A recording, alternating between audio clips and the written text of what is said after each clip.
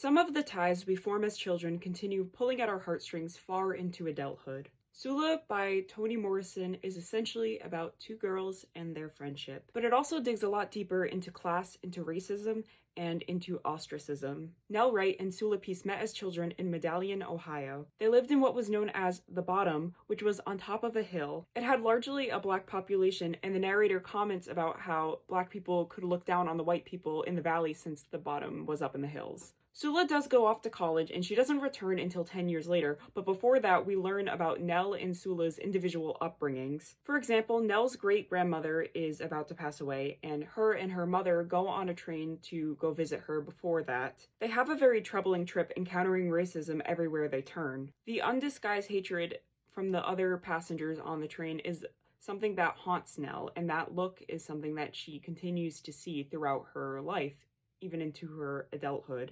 Now, sexuality is a very strong theme in this book. For example, Sula was privy to her mother Hannah's sexual encounters with men, and it shaped her view of sex as something enjoyable and otherwise unremarkable. This was when Nell and Sula were still adolescents, but they felt their sexuality coming to the forefront. A lot happens in this book, and I don't want to go over everything, but much like Beloved and The Bluest Eye, Morrison paints a startlingly complicated and heavy portrait of motherhood.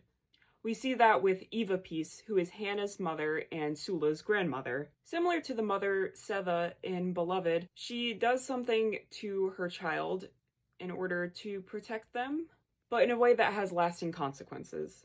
There's a lot of commentary about societal expectations, especially at that time, and within the Black community. For example, Sula is involved in an affair, and what really brings her notoriety is the rumor that she slept with white men.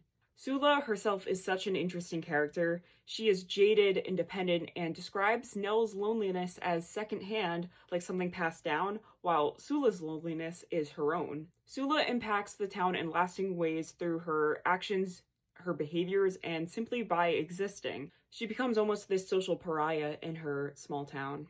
At its core, this book is about girlhood, about coming of age, about those strange codependent friendships that girls can sometimes have. The ones that leave an indelible mark.